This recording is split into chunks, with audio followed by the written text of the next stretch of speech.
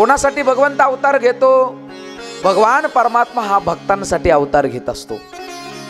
भगवंताचे जेवढे काही अवतार आहेत ते सगळे अवतार हे भगवंताने विनाकारण एकही अवतार घेतलेला नाही. सगळेच्या सगळे अवतार हे आपल्या भक्तांसाठीच भगवान परमात्म्याने घेतलेले आहेत.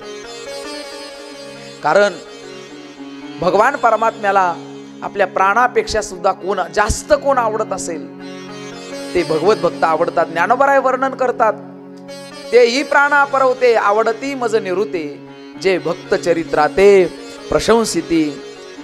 भगवान परमात्म्याला प्रिय भक्त असतात. म्हणून भगवान परमात्मा भक्तांसाठी अनेक वेळा अवतार घेतो. ज्या पद्धतीने भक्तावरती संकट येईल त्या संकटाचं निरसन करण्यासाठी भगवान परमात्मा अनेक त्या ठिकाणी अवतार घेत असतो.